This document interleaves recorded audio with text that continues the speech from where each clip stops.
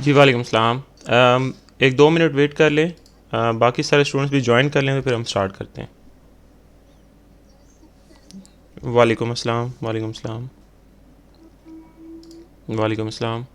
वालेकुम अस्सलाम।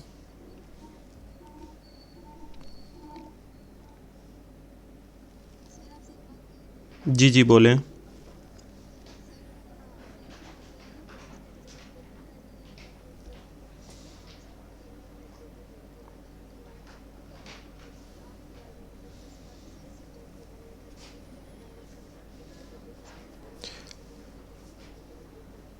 जी मैं आज प्रिंसिपल साहब से पूछता हूँ।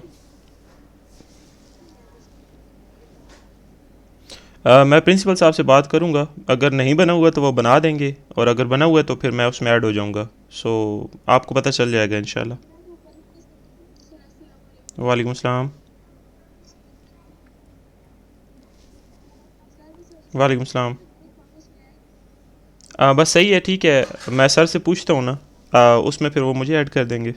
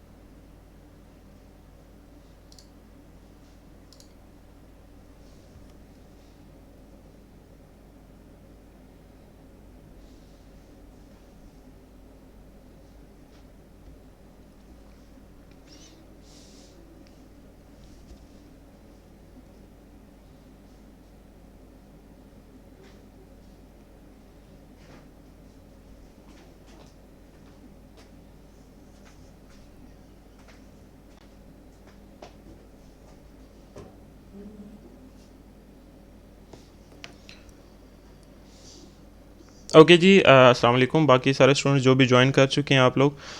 हमारा जो टॉपिक चल रहा है वो है ओएसआई मॉडल, और उसमें ओएसआई मॉडल जो है उसमें हमने ये पढ़ना होता है कि हमारे पास मुख्तलिफ़ कंप्यूटर्स या मुख्तलिफ़ जो डिवाइसेस हैं वो आपस में किस तरह से इंटरकनेक्ट होती हैं, और डेटा किस तरह से जो है वो एक उससे क्या कहते हैं, एक डिवाइस से दूसरी डिवाइस तक जो है वो पहुंचता है। सो ये चीज़ें जो है वो हमने उसमें डिस्कस करनी होती हैं। सो जो आपके पास ओएसआई मॉडल है उसमें डिफरेंट लेयर्स हैं जिनके थ्रू डेटा जो है वो हमारा पहुंचता है। सो हम उसमें काफ़ी सारी लेयर्स पढ़ चुके थे। मैं एक दफ़ा दोबारा रिपीट कर देता हूँ कि कौन कौन सी लेयर्स जो है वो हम पढ़ चुके हैं।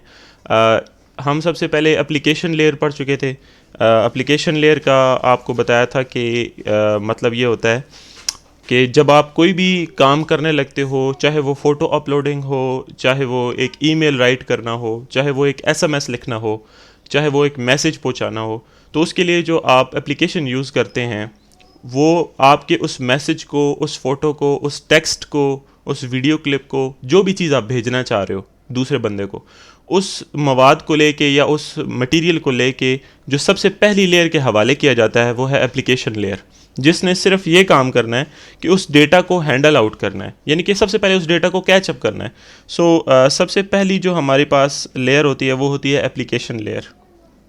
एप्लीकेशन लेयर ने डेटा को कैचअप करना है, ठीक है, इसका काम सिर्फ डेटा को लेना है। अब ये डेटा कहाँ से लेगी? डेफिनेटली इसने डेटा लेना है यूज़र से, ठीक है। तो डेटा इसने यूज़र से ले लिया। उसके बाद देखें, जैसे कि शेफ़ भी यही करते हैं, जब आप किसी भी रेस्टोरेंट में जाते हैं तो सबसे पहले जो आप ऑर्डर देते हैं तो शेफ़ जो है वो क्या करता है, पहले रॉ मटेरियल लेता है, पहले इंग्रेडिएंट्स लेता है। इंग्रेडिएंट्स जो हैं वो लेने के लिए उसको मल्टीपल चीज़ों से मुख्तलिफ़ चीज़ें उठानी पड़ती हैं। उसके बाद वो उनको जब कुक कर लेता है तो उसको वो प्रेजेंट करता है। तो अगली लेयर हमारे पास भी है प्रेजेंट लेयर या प्रेजेंटेशन लेयर। अब जो प्रेजेंटेशन है, प्रेजेंटेशन लेयर में क्या किया जाता है, ये जो डेटा हमारे पास था इसको किया जाता है फॉर्मेट। फॉर्मेट बेसिकली कहते हैं तरतीब देने को, या एक ख़ास शक्ल व सूरत देने को। तो डेटा को फॉर्मेट करते हैं, प्लस हम डेटा को इनक्रिप्ट करते हैं ताकि जो है वो हमारा डेटा सेफ़ रहे, प्लस हम डेटा को कंप्रेस भी करते हैं ताकि अगर हमारा डेटा बहुत बड़ी क्वांटिटी का है, बहुत बड़े साइज़ का है, तो वो भी हमारे पास हैंडल हो जाए। अच्छा, इसके अलावा उसके बाद हमारे पास जो है वो सेशन लेयर आती थी। तो सेशन लेयर में हम क्या करते थे, सॉरी, सेशन लेयर के अंदर हमने क्या किया था, देखें जो हमारे पास सेशन लेयर थी, सेशन लेयर ये डिसाइड करती थी, या सेशन लेयर इस चीज़ की रिस्पॉन्सिबल थी कि दोनों कंप्यूटर्स पहले तो एग्री हो जाएं कि हमने आपस में बात करनी है। सेशन की आपको मैंने एग्जांपल दी थी, it's like having a date sheet या having a roll number slip. जैसे आप बोर्ड के पेपर्स के लिए रोल नंबर स्लिप लेते हैं या मिलती है आपको, तो उसमें आपके पेपर के आगे आपका टाइम और सेंटर लिखा होता है। तो आप उस टाइम से आगे पीछे जाके पेपर नहीं दे सकते। 9 बजे वाला पेपर 2 बजे नहीं दिया जा सकता, या अगर आपका paper for example degree college में है तो आप हाई स्कूल में जाके नहीं दे सकते। सो वहाँ पे आप बाउंड हो जाते हैं। बाउंड कैसे हो जाते हैं कि जो चीज़ आपको प्रोवाइड की गई है बस उसी पे आपने चलना है, आप उसके अलावा नहीं चूज़ कर सकते अपनी मर्ज़ी से। तो सेशन लेयर सेम है। सेशन लेयर क्या करती है, यहाँ पे जो दो कंप्यूटर हैं, इन्होंने जब आपस में डेटा शेयर करना है तो दोनों कंप्यूटर को बाउंड कर देती है कि तुम दोनों ने इस टाइम के लिए आपस में डेटा शेयर करना है। और डेटा, मिसाल के तौर पे डेटा जो है वो ए से कंप्यूटर बी की तरफ आ रहा है, ये सेशन लेयर का काम होता है कि वो इन दोनों को जो है वो बाउंड कर दे और ये मेक श्योर करे कि डेटा जो है वो उन तक पहुंच रहा है। अच्छा, उसके बाद हमारे पास सेशन लेयर एक और भी काम करती है डेफिनेटली, कि जो एक्चुअल मैसेज हमने भेजना होता है, मिसाल के तौर पे हमारे पास मैसेज जो था वो 500 वर्ड्स का था। तो 500 वर्ड्स का मतलब ये है कि वो इकट्ठे नहीं जाएंगे इस तरह से, बल्कि जो 500 वर्ड्स हैं उनको जो सेशन लेयर है वो 100 वर्ड्स के बाद सारे स्टूडेंट्स को नहीं आ रही,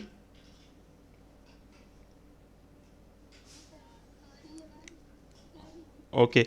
देखिए ये कल वाला इशू होगा, तो अगर किसी स्टूडेंट को आवाज़ कट के आ रही है या थोड़ी आ रही है तो काइंडली आप रीजॉइन करके ट्राई करें, ठीक है। सो सेशन लेयर क्या करती है कि 100 वर्ड्स के बाद वो चेक करती है, चेक करेगी कि क्या वो 100 वर्ड्स आपके पास पहुंच गए हैं कि नहीं पहुंचे। अगर तो वो 100 वर्ड्स पहुंच गए हैं, ओके ठीक है, उसके बाद अगले 100 वर्ड्स, फिर जब वो पहुंच जाएंगे फिर अगले 100 वर्ड्स, फिर जब वो पहुंच जाएंगे तो अगले 100 वर्ड्स, और आखिर में लास्ट 100 वर्ड्स। तो ये सारे मिला के 500 वर्ड्स हो जाते हैं जो कि आप कंप्यूटर बी को प्रोवाइड कर रहे हैं। सो इस तरह से सेशन लेयर का ये भी काम है कि जो मैसेज आप भेज रहे हो उसमें चेक पॉइंट्स लगाए कि कहाँ तक मैसेज पहुंच चुका है, ताकि अगर एरर आ जाए तो जिधर तक मैसेज पहुंच चुका है उससे आगे स्टार्ट करे, ना कि ये कि शुरू से फिर पूरा मैसेज भेजना शुरू कर दे, क्योंकि उससे टाइम भी ज़ाया होगा, रिसोर्सेज भी ज़ाया होंगे, और मैसेज हो सकता है डुप्लीकेट हो जाए। क्योंकि एक मैसेज अगर आपका या एक फ़ाइल आप भेज रहे हो वो 99% पे जाके रुक जाती है, तो इसका ये मतलब नहीं है कि सेशन लेयर बोले कि ओह अब तो मैंने 1% से दोबारा स्टार्ट करना है, फिर तो फ़ायदा नहीं है। इसीलिए सेशन लेयर चेक पॉइंट्स लगाती है ताकि वो नज़दीक तरीन चेक पॉइंट से दोबारा डेटा स्टार्ट करे। तो ये हमारे पास जनाब थी सेशन लेयर। अच्छा, सेशन लेयर के बाद हमारे पास आती है ट्रांसपोर्ट लेयर। ट्रांसपोर्ट लेयर हमारे पास किस काम की थी? ट्रांसपोर्ट लेयर हमारे पास बेसिकली वही बात है कि आप ये समझ लें कि सेशन लेयर ने तो सिर्फ डेटा के चेक पॉइंट्स बनाए हैं। ट्रांसपोर्ट लेयर उस डेटा को एक्चुअली में डिवाइड कर देगी पैकेट्स के अंदर, छोटे छोटे पोर्शंस, छोटे छोटे पैकेजेस के अंदर, और फिर उनको एक तरतीब बना के बारी बारी भेजेगी। मतलब ये पैकेज नंबर 1 पड़ा हुआ है डेटा का, ये पैकेज नंबर 2 पड़ा हुआ है, ये पैकेज नंबर 3 पड़ा हुआ है, इसी तरह ये पैकेज नंबर 4 है, पैकेज नंबर 5। मिसाल 500 पेजेस है ना, तो हर 100 पेजेस का एक पैकेट बन गया, एग्जाम्पल दे रहा हूँ। तो सबसे पहले ट्रांसपोर्ट लेयर ने क्या करना है, पैकेज नंबर 1 को भेज दिया, फिर उसके बाद पैकेज नंबर 2 को भेज दिया, फिर इसी तरह से 3 को, फिर 4 को, और फिर 5 को।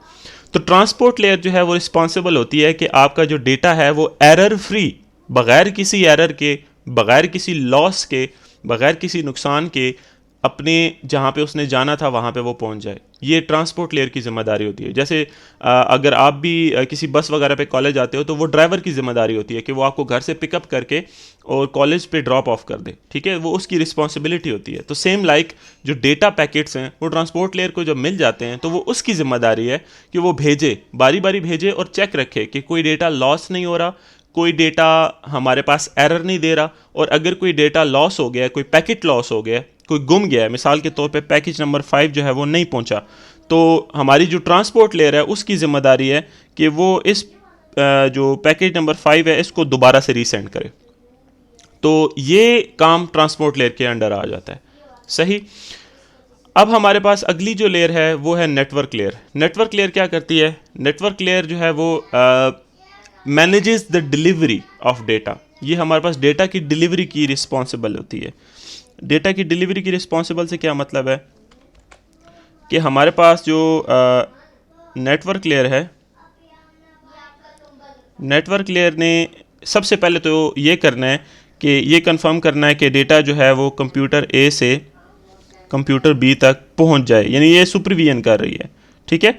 यानी इसने ये डबल चेक करके रखना है कि डेटा हमारा जो है वो पहुंच रहा है, तो ये सुपरविजन कर रही है। इसके अलावा इसने बेस्ट लॉजिकल पाथ भी ढूंढना होता है कि अगर आपके पास कंप्यूटर्स बहुत दूर दूर पड़े हुए हैं, एक एक कोने में है या एक दुनिया के एक कोने में है, एक दुनिया के दूसरे कोने में है, तो जो आपके पास बेस्ट राउट है डेटा पहुंचाने का वो कौन सा है, ठीक है। तो वो कल आपको मैंने उसकी एग्जांपल दी थी कि अगर एक कंप्यूटर पाकिस्तान में है, एक यूएसए के अंदर है, तो अगर आप यहाँ से वहाँ डेटा भेजना चाहते हो तो रास्ते में किन किन कंप्यूटर से या किन किन सर्वर्स से डेटा होकर जाएगा। ये बिल्कुल वैसे ही है जैसे अगर आप किसी दूसरे कंट्री में पोस्ट भेजते हो, कोई डाक भेजते हो, कोई डॉक्यूमेंट्स भेजते हो, पार्सल भेजते हो, गिफ्ट भेजते हो, तो वो डायरेक्ट नहीं पहुंच जाता। यहाँ से आप पहले जीपीओ में फॉर एग्जांपल लेके जाओगे, जीपीओ वाले उसको ईएमएस को देंगे, ईएमएस वाले उसको कार्गो के हवाले करेंगे, कार्गो वाले जाके आगे मिसाल के तौर पे फेडेक्स के हवाले करेंगे, फेडेक्स वाले जाके आपके जो रिलेटिव हैं या जो भी आपका फैमिली वाले हैं उनको पहुंचाएंगे। सो बीच में बहुत सारे राबते हैं, बीच में बहुत सारे आपके पास बंदे हैं जो कि आपके उस डाक को, उस पोस्ट को हैंडल कर रहे हैं। सो नेटवर्क लेयर ये पता करती है कि कंप्यूटर से डेटा दूसरे कंप्यूटर तक पहुंचाने के लिए रास्ता कौन सा शॉर्ट है और कौन सा रास्ता बेस्ट है, तो उसको बेस्ट लॉजिकल पाथ कहते हैं, जो कि नेटवर्क लेयर ढूंढती है। सो आज हमारे पास जो लेयर है वो है डेटा लिंक लेयर, जो आज हमने पढ़नी है, ठीक है। डेटा लिंक लेयर क्या काम करेगी उस पर हमने थोड़ा सा जो है वो उस पर हमने बात करनी है, तो वो हम कर लेते हैं। जस्ट अ सेकेंड, मैं ये वाला कीबोर्ड वाइट बोर्ड इरेज कर लूँ। ओके, सो हमारे पास data link layer,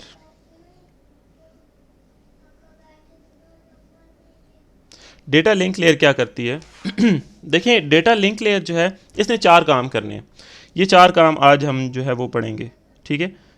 data link layer जो है वो हमारे पास क्या क्या काम करती है। ओके, सबसे पहला काम तो ये है कि डेटा लिंक लेयर को जो भी डेटा मिलेगा वो उसको फ्रेम बना देगी उसका। अच्छा, ये फ्रेम अब क्या चीज़ है? देखिए, मैं आपको एक छोटी सी एग्जांपल देता हूँ। जब भी आप कोई चीज़ फॉर एग्जांपल कोई गिफ्ट लेते हैं, तो जब आपने उसको भेजना होता है दूसरे बंदे को, गिफ्ट तो अपनी पैकिंग में तो होता ही है, यानी जब भी आप कोई चीज़ बाय करते हो वो पहले से पैकिंग में होती है, लेकिन जब आप उसको भेजना चाह रहे होते हो तो उसको आप एक्स्ट्रा पैकिंग करते हो, यानी आप उसको किसी डब्बे में रखोगे या आप उसको किसी शीट में रैप अप करोगे, या अगर आप उसके ऊपर जो है वो टेपिंग करोगे, कुछ भी करोगे, तो आप उसको अलहदा से दोबारा से पैक करते हो। उसकी वजह क्या होती है कि आप ये मेक श्योर करना चाह रहे होते हो कि वो जो आपका गिफ्ट है वो डैमेज ना हो जाए रास्ते में। नंबर 2, वो बाहर से नज़र ना आ रहा हो कि यार अंदर इसकी क्या है। नंबर 3 ये भी होता है कि आप जो है वो ये चाह रहे होते हो कि जो एक्स्ट्रा पैकिंग है वो बेसिकली एक सॉलिड शेप प्रोवाइड करेगी आपके गिफ्ट को, क्योंकि हो सकता है आप गिफ्ट इस तरह का भेज रहे हो जो कि रिजिड शेप का है, यानी कि उसकी शेप में कोई रेगुलरिटी नहीं है, अजीब सी शेप का है, ठीक है। मिसाल के तौर पे आप किसी को डॉल भेज रहे हो गिफ्ट में, तो डॉल की कोई खास शेप नहीं होती, लेकिन जब आप उसको एक बॉक्स में पैक करोगे तो बॉक्स की तो एक रेक्टेंगुलर शेप है, तो वो बाकायदा एक शेप में आ जाएगा जिसको हैंडल करना, उठाना, लेके जाना, पहुंचाना आसान है। तो फ्रेमिंग में क्या होता है, जो डाटा लिंक लेयर है, जब इसको डेटा मिलता है, मिसाल के तौर पे इसको डेटा मिला था 1001, ये 4 लेटर्स इसको मिले थे जो इसने भेजने हैं डेटा लिंक लेयर ने। अब डेटा लिंक लेयर क्या करेगी, डिजिट 1 को पहले एक बॉक्स में पैक कर देगी, फिर डिजिट 0 को एक और बॉक्स में पैक कर देगी, फिर 0 को बॉक्स में पैक, फिर 1 को बॉक्स में पैक होने से क्या हो जाएगा कि हमारे पास इनकी हैंडलिंग आसान हो जाएगी। हमें पता होगा कि ये बॉक्स भेज दिया तो पहला डेटा या पहला डिजिट जो है वो चला जाएगा। सो पहला काम जो आपका डेटा लिंक लेयर करता है वो ये करता है कि फ्रेम करता है, ठीक है। फ्रेम करने से ये फ़ायदा होता है कि हम उसको मैनेज कर सकते हैं भेजना। दूसरा काम जो आपके पास डेटा लिंक लेयर ने करना है वो है फ़्लो कंट्रोल। फ़्लो कंट्रोल किसको कहते हैं जी? देखें, अब ज़ाहिर बात आपके पास ये 4 बॉक्सेस हैं जिनको आपने भेजना है, तो इनकी कोई स्पीड भी होनी चाहिए ना, कि पहले ये बॉक्स भेजने के बाद मैंने इतने सेकंड वेट करना है, फिर उसके बाद मैंने दूसरा बॉक्स भेजना है, फिर मैंने इतने सेकंड वेट करना है, फिर मैंने तीसरा बॉक्स, और उसके बाद फिर मैंने चौथा बॉक्स भेजना है। तो ये जो तरतीब है कि कितनी देर इंतज़ार के बाद अगला बॉक्स या अगला डेटा फ्रेम भेजना है, इसको कहते हैं फ़्लो कंट्रोल। सादे लफ्ज़ों में कहा जाए तो स्पीड, डेटा भेजने की स्पीड जो है उसको जो डेटा लिंक लेयर है वो क्या करती है, कंट्रोल करती है पूरी तरह से, कि कितने फ्रेम्स के बाद अगला फ्रेम जाएगा, इसकी स्पीड क्या होगी, ये सारा कुछ जो है वो डेटा लिंक लेयर ने कंट्रोल करना है। इसी तरह से अगली जो चीज़ डेटा लिंक लेयर ने करनी है वो है एरर कंट्रोल। ये बहुत इंपॉर्टेंट कंट्रोल है जो कि डेटा लिंक लेयर ने करना होता है। एरर कंट्रोल में क्या होता है, फॉर एग्जांपल अगर आप बहुत सारे फ्रेम्स भेज रहे हो, ये तो 4 है ना, लेकिन आम तौर पे जब 2 कंप्यूटर्स के दरमियान में डेटा शेयर किया जाता है, सो उधर तकरीबन billions and billions of frames होते हैं, क्योंकि एक छोटा सा भी अगर आप कोई वीडियो क्लिप भेज रहे हो तो उस एक वीडियो क्लिप की भी जब हम बाइनरी में कन्वर्जन करते हैं, 100110 में करते हैं कन्वर्जन, तो वो काफ़ी ज़्यादा लंबा एक मैसेज बन जाता है जो बिलियंस ऑफ बिट्स में हो सकता है, ठीक है। मिसाल के तौर पे अगर आप कोई ऐसा वीडियो क्लिप भेज रहे हो जिसका साइज़ जो है वो गीगाबाइट्स के अंदर है, तो गीगाबाइट्स के अंदर जिस चीज़ का साइज़ है वो डेफिनेटली उसके फ्रेम्स तो बहुत ज़्यादा होंगे, बिलियंस ऑफ फ्रेम्स होंगे, अरबों में फ्रेम्स होंगे। तो उसके लिए फिर एरर कंट्रोल रखना बहुत ज़रूरी है, यानी कि आपके पास कोई फ्रेम मिस ना हो। ये डाटा लिंक ने क्या चेक करना होता है कि एनी मिसिंग फ्रेम, कि आपके पास भेजते भेजते कोई फ्रेम मिस तो नहीं हो गया। अगर तो कोई फ्रेम मिस हो गया है तो फिर तो डेटा लिंक लेयर उस फ्रेम को दोबारा भेजेगी, और अगर कोई 2 फ्रेम्स आपस में जाके कोलाइड हो गए, टकरा गए हैं और वो रास्ते में रुक गए हैं, तो भी डेटा लिंक लेयर ने उनको क्लियर करके दोबारा से भेजना होता है।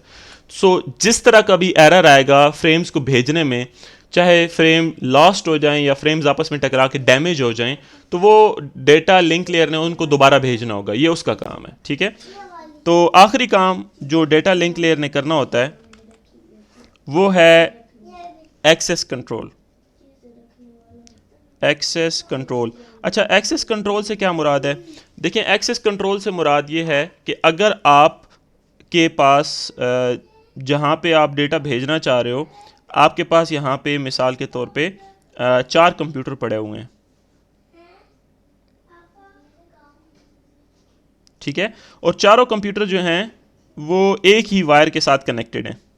वायर एक ही है जिस पे चारों कंप्यूटर्स काम कर रहे हैं, नेटवर्किंग हुई हुई है मतलब।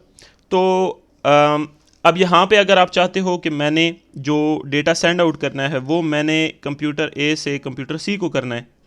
अब मसला ये है कि डेटा तो मैं भेज दूँ लेकिन तार तो सारे कंप्यूटर्स के पास जा रही है, तो इस तरह से कहीं पे ना हो जाए कि कंप्यूटर बी जो है वो रास्ते में डेटा को जो है वो देखने लग जाए कि यार ये कौन सा डेटा जा रहा है, इसी तरह से जो कंप्यूटर डी है वो देखने ना लग जाए कि कौन सा डेटा आ रहा है, कौन सा डेटा जा रहा है।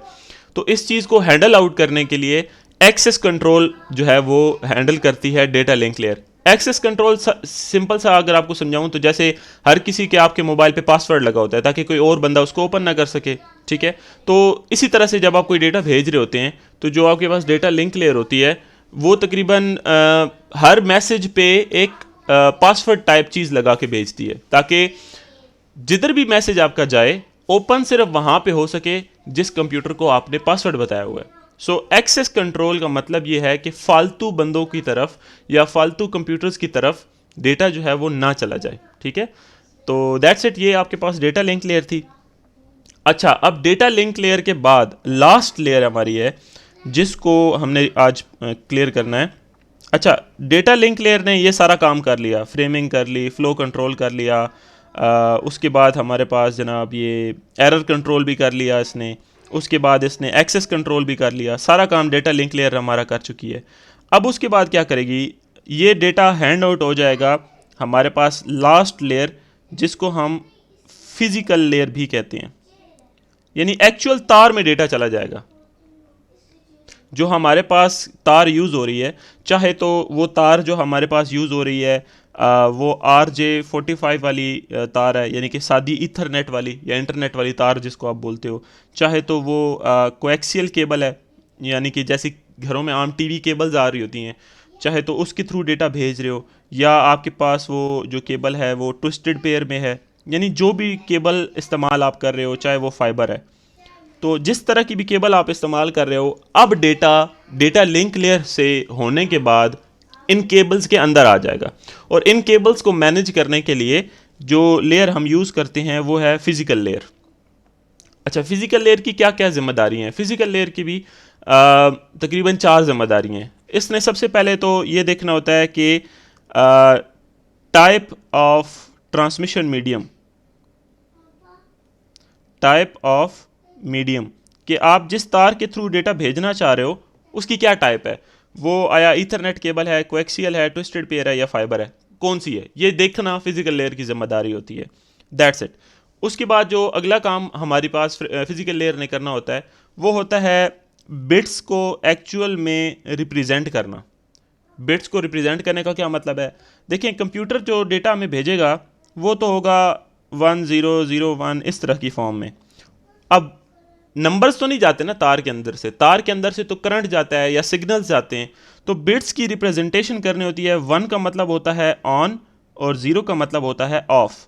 तो ये जो रिप्रेजेंटेशन होती है बिट्स की इलेक्ट्रिकल सिग्नल में, इसको भी, इसकी जिम्मेदारी भी फिजिकल लेयर की हमारी होती है, ठीक है।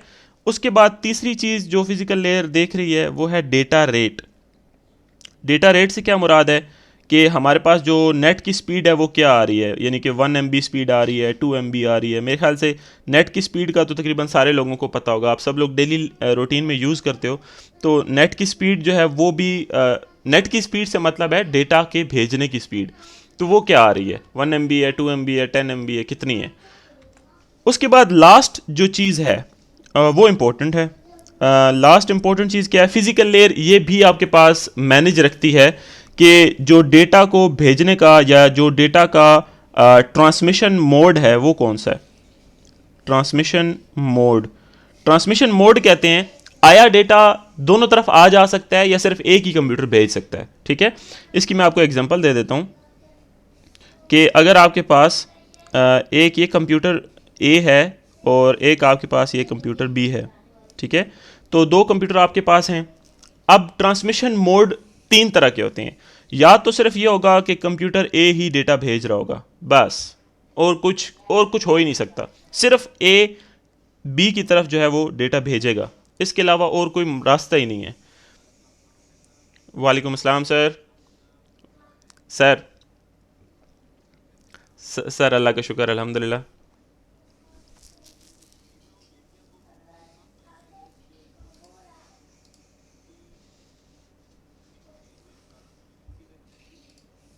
जी सर, ये हमारी जो अटेंडेंस है वो काफ़ी कम है इस पे, टीम्स पे, शायद वो बार बार डिस्कनेक्ट होने का इशू है। काफ़ी सारे स्टूडेंट्स ने कल भी शिकायत की थी कि आवाज़ कट रही है, तो उनको मैंने रीजॉइन होने का बोला है, क्योंकि उसके अलावा तो कोई और ऑप्शन नहीं है, बाकी सारे स्टूडेंट्स को आवाज़ जा रही होती है।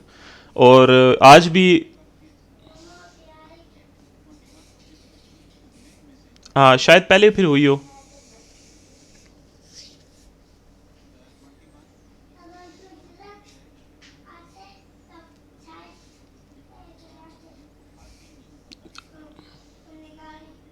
बिल्कुल, ये भी है, अटेंडेंस कम है। जी जी सर, शुक्रिया सर। जी जी बिल्कुल बिल्कुल।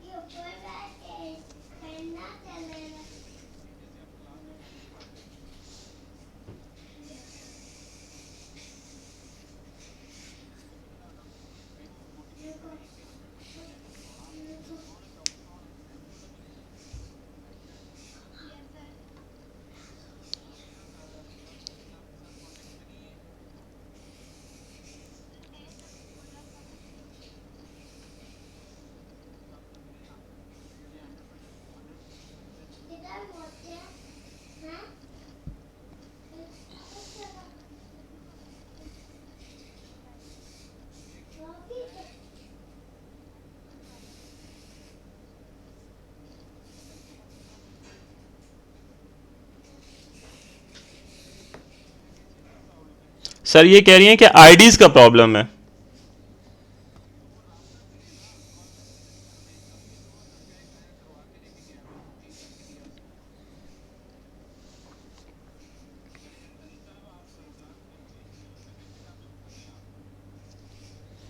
Okay sir, thank you. अच्छा, तो ट्रांसमिशन मोड यानी कि डेटा कितने तरीकों से जो है वो जा सकता है। देखें, एक तो ये पहली बात तो ये हो सकती है कि जो कंप्यूटर ए है वो कंप्यूटर बी को डेटा भेज रहा है और सिर्फ इधर से ही इधर जा सकता है और कोई रास्ता नहीं है। इसको हम कहते हैं सिंपलेक्स, बिल्कुल सिंपल मेथड। ठीक है। दूसरा जो है वो होता ये है कि अगर आपके पास कंप्यूटर ए है और कंप्यूटर बी है और इन्होंने आपस में डेटा भेजना है। दूसरा मेथड ये है कि पहले तो कंप्यूटर ए कंप्यूटर बी को डेटा भेजेगा, उसको डेटा जब वसूल हो जाएगा वो टिक कर देगा या ओके का मैसेज या एक्नॉलेजमेंट उसको बोलते हैं। एक्नॉलेजमेंट कहते हैं कि हाँ जी भाई मुझे डेटा रिसीव हो गया है, यस।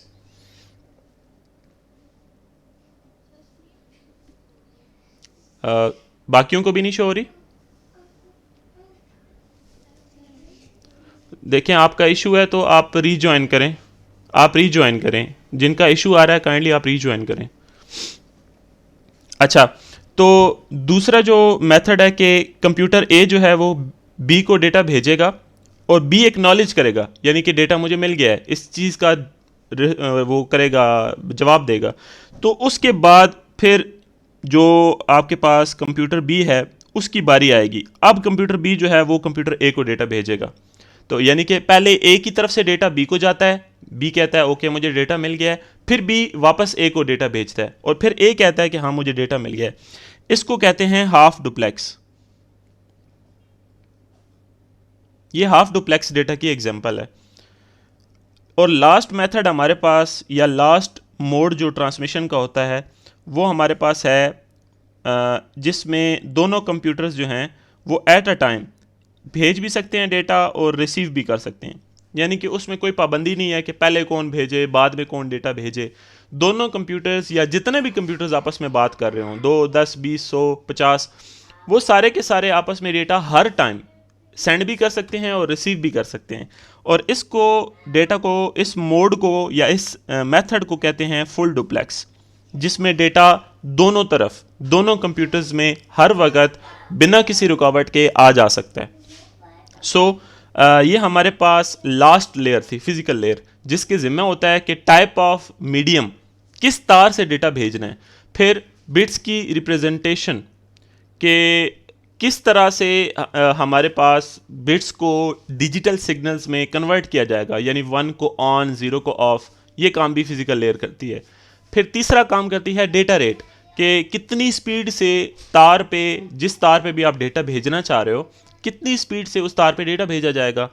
और चौथा काम ट्रांसमिशन मोड को चेक करना कि आया मैंने डेटा सिर्फ भेजना है या फिर मैंने डेटा भेज के इंतज़ार करना है और फिर डेटा वसूल करना है, या फिर मैंने डेटा भेजना भी है और वसूल भी करना है। तो इनमें से कौन सा मोड मैंने इख्तियार करना है, सिंप्लेक्स, हाफ डुप्लेक्स या फुल डुप्लेक्स।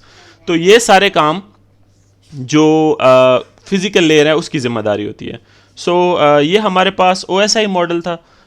इसमें लास्ट में हमारे पास वालेकुम अस्सलाम, लास्ट में हमारे पास जो है वो एक चीज़ और मैं आप लोगों को बताना चाहता हूँ। जी जी,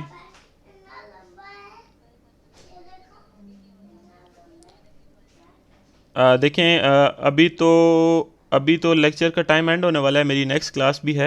ये है कि लेक्चर की रिकॉर्डिंग हो रही है तो मैं यूट्यूब पे वो शेयर करके आपको लिंक सेंड कर दूंगा, आप वहाँ से दोबारा से देख लीजिएगा। ओके। अच्छा, तो आखिरी चीज़ जो मैं आप लोगों को बताना चाहता हूँ वो ये है कि हमारे पास डेटा जो है एक कंप्यूटर से दूसरे कंप्यूटर में किस तरह से जाता है। यानी कि एक्चुअल में थोड़ी सी एक चीज़ आपको बताना चाह रहा हूँ, वेट कर लें, मैं आपको एक डायग्राम शो करना चाह रहा हूँ। जी जी, इसी माइक्रोसॉफ्ट टीम्स पे। जी। अच्छा, अब ये देखें ना, हमारे पास ये हमारे पास इसकी प्रेजेंटेशन किस तरह से होती है। यानी अगर आपके पास एक डिवाइस है, ये आपके पास जो है वो एक मोबाइल फ़ोन है, जिससे आपने डेटा भेजना है, ठीक है। और ये आपके पास दूसरा मोबाइल फ़ोन है जिस पर डेटा ने आना है, ठीक है। ये मोबाइल फ़ोन नंबर बी या मोबाइल फ़ोन नंबर 2 है, ये मोबाइल फ़ोन नंबर ए है। अब होता इस तरह से है कि हमारे पास, अच्छा सॉरी, 1 सेकेंड,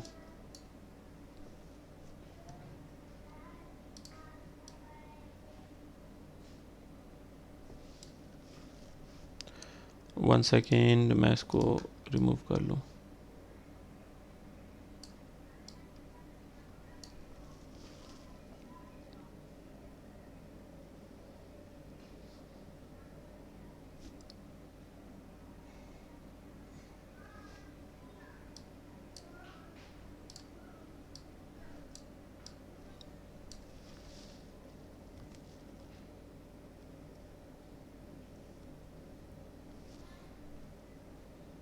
ओके, सो आपके पास जो है एक मोबाइल फ़ोन अगर यहाँ पे है, ठीक है, और एक मोबाइल फ़ोन आपके पास ये है, mobile phone number A, mobile phone number B.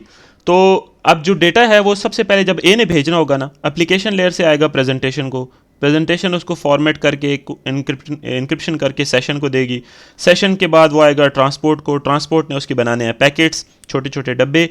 उसके बाद नेटवर्क को आएगा, ये राब्ता चेक करेगा कि आया दोनों मोबाइल कनेक्टेड हैं, उनके बीच में रास्ता तयन है कि सबसे शॉर्ट रास्ता कौन सा है। फिर डाटा लिंक को आएगा, ये उसकी करेगा फ्रेमिंग, फ्रेमिंग करने के बाद उसको करेगा डेटा स्पीड तय, एरर कंट्रोल, एक्सेस कंट्रोल, वो सारे काम। और आखिर में ये डेटा को देगा फिजिकल लेयर को, और फिजिकल लेयर जो है वो चेक करेगी कि हाँ जी तार किधर है, तो ये नीचे तार के निशान लगे हुए हैं, ये इस तार पे डेटा जो है वो इसने भेजना है। उसके बाद जब ये डेटा आगे पहुंचेगा तो दूसरे मोबाइल पे सबसे पहले जिस चीज़ को डेटा मिलेगा वो है फिजिकल लेयर। वहाँ पे उलट है, भेजने वाले मोबाइल पे तरतीब ऊपर से नीचे है, application, presentation, session, transport, network, data link और फिजिकल। लेकिन जब जिस मोबाइल को डेटा भेज रहे हैं जब उस तक पहुंचेगा तो सबसे पहले फिजिकल को मिलेगा। फिजिकल लेयर ने चेक करना है किस तार से डेटा आ रहा है, स्पीड क्या है, डेटा कोई गुमा हुआ तो नहीं है। फिर उसके बाद डेटा लिंक को देना है, उसने फ्रेम्स चेक करने हैं, वो सारा काम। और इस तरह से बारी बारी सारी लेयर्स जो हैं उनको डेटा ये प्रोवाइड करता जाएगा, यहाँ तक कि आखिर में ये एप्लीकेशन लेयर तक डेटा पहुँच जाएगा।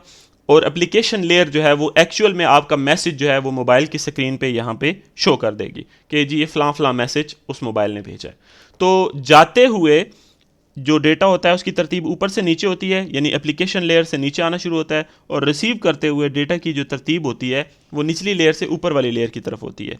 सो ये हमारे पास था जी आज का लेक्चर। इसकी रिकॉर्डिंग का जो लिंक है, यानी जो यूट्यूब पे अपलोड करने के बाद का जो लिंक है, वो मैं यहाँ पे टीम्स वाली जो हमारी कन्वर्जेशन होती है वहीं पे मैं शेयर कर दूँगा। अगर किसी भी स्टूडेंट को कोई भी मसला हो तो वो दोबारा से वहाँ पे उस लिंक से देख सकते हैं, ठीक है जी। नेक्स्ट क्लास में हमारे पास इंशाल्लाह ताला चैप्टर नंबर 3 स्टार्ट होगा। उसके सिर्फ 6 टॉपिक्स हैं जो कि आपके उसमें आने हैं, PT3 के अंदर आने हैं। And we have Thursday, Friday, Saturday, तो 3 दिन हमारे पास हैं जिसमें हमने वो 6 टॉपिक करने हैं। और टॉपिक्स इंतहाई छोटे छोटे हैं, मुश्किल से वो जो है वो 5-10 मिनट का टॉपिक भी नहीं है, तो इंशाल्लाह ताला आराम से हमारे हो जाएंगे। तो नेक्स्ट क्लास में मिलते हैं जी। अगर किसी का कोई सवाल है तो पूछ लें जी।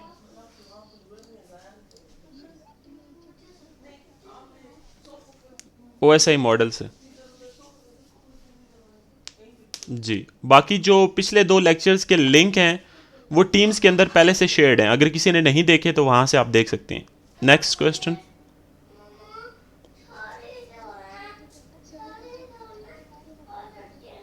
पेपर का सिलेबस जो है वो chapter number 3 page number 116, topic है टाइप्स ऑफ डेटा ट्रांसमिशन, जिसमें सीरियल और पैरेलल ट्रांसमिशन वाला वो सब टॉपिक है।